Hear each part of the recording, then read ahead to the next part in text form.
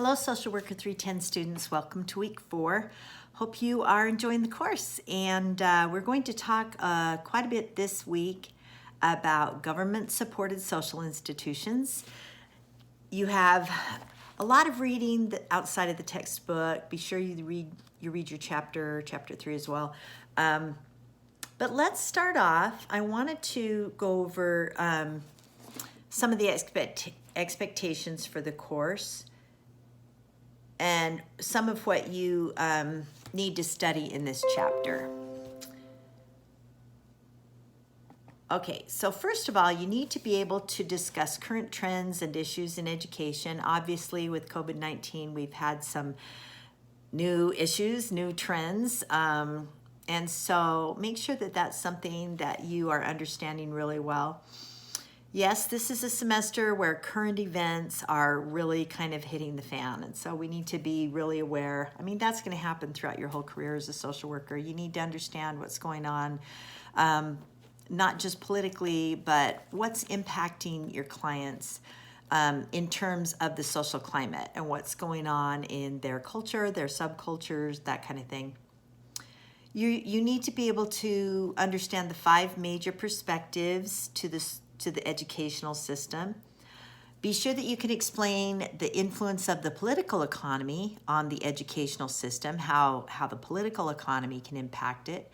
Discuss how the educational system deters and promotes the well-being of students and their families. Okay, so how does the educational system promote well-being? So if it's working right, then obviously an individual's social needs are going to be met in some ways through their educational system. Their self-esteem issues, if a student feels like they're a success, then they're going to feel better about themselves, and that's going to have an impact on a lot of other areas in their lives. We'll talk more about that in a minute. How does the educational system deter the well-being of students and their families? Obviously, right now, there are a lot of people that are really frustrated with what's going on in their lives educationally. It's challenging. It's more challenging than ever. And so I want you to be able to understand that. Be able to critique the implementation of the criminal justice system in the U.S. And when I say critique, I mean not just saying the negative things, but what are the positive things about it. A critique is both a positive and a negative checklist about what's going on. Be able to apply the 4 major perspectives to the criminal justice system. Discuss how the criminal justice system deters the well-being of individuals and families, and also how it promotes the well-being of individuals and families. Does our criminal justice system work currently? And I know this is a big topic, and so I know you have an opinion. Feel free to share it in your work. Explain the influence of the political economy on the criminal justice system. Be able to discuss recent changes and current trends in the American military and apply the 4 major perspectives to the military as a social institution. Discuss how the military deters and promotes the well-being of individuals and families. Okay, so some of the key terms and concepts that you need to know for this week include a voucher plan. What is school choice? What's that all about? Understand what tracking is and how tracking and ability grouping, what they have to do with each other. I want you to be able to talk about bullying, and I know that many of us have had some personal issues with that topic, and it's something that as a social worker you are going to come across, whether you're a school social worker in any other specialty area. Bullying is a big topic, and you need to be aware of it. You need to know how to combat it, how to prevent it, and make sure that you understand that. You need to have a good working definition of what manifest and latent functioning are. Manifest function, latent function. Be sure that you understand what those are all about. Understand what a hidden curriculum is about. Make sure that you have a good understanding of the labeling theory. This can also be called the self-fulfilling prophecy. What happens when we label an individual in a derogatory way or a positive way? How does the labeling theory manifest itself? An example of this might be I had an experience years ago when I was working, before I got into social work, I was working as a substitute teacher, and that is excellent training ground for future social work experience, especially if you decide to go into school social working, because you kind of have your foot in the door already. You understand a little bit of the school climate, the culture, that kind of thing. Labeling theory. So let me tell you this story. The teacher in this particular elementary school classroom had left me a note and left me a lesson plan and what they do when they have a substitute come in. And part of what she said is this particular young man is going to have, he's going to act in a very poor manner. He's going to, and what she did is she'd put the name on the board and then she'd put check marks by it for every bad behavior that each child would have. And so she started out the day by telling me this kid, and wrote it out, this kid will act poorly for you if he acts, if it gets out of control, then this is what to do, principal's office, that kind of thing, you know.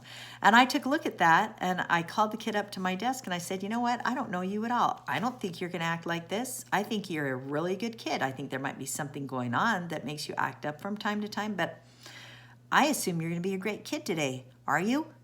And he said, oh, yeah. And guess what? I didn't have one problem with him.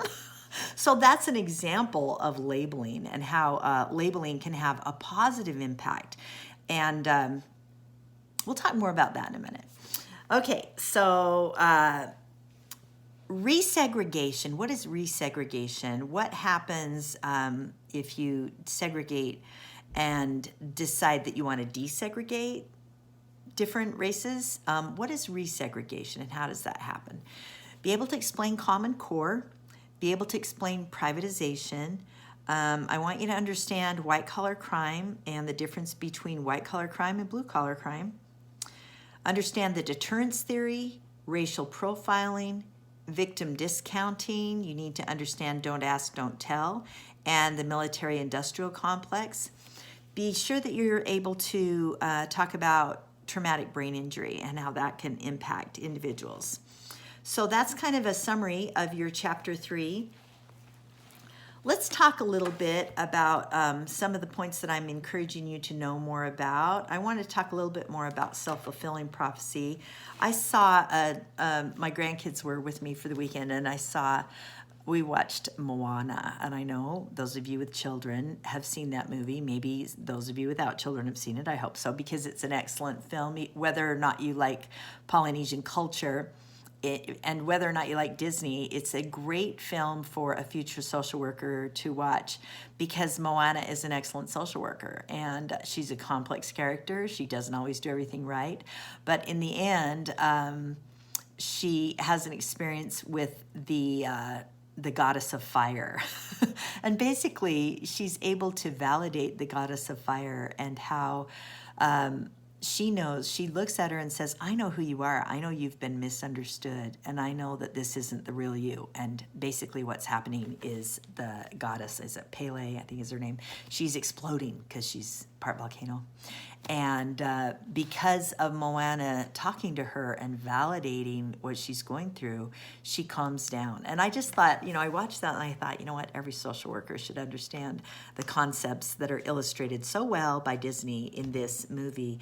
And that has to do with this self-fulfilling prophecy. That has to do with this labeling theory.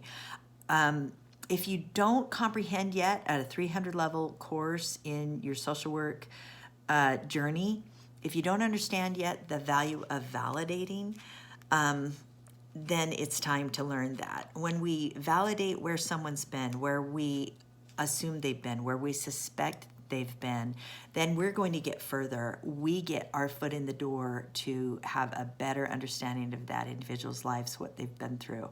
And practice with family and friends.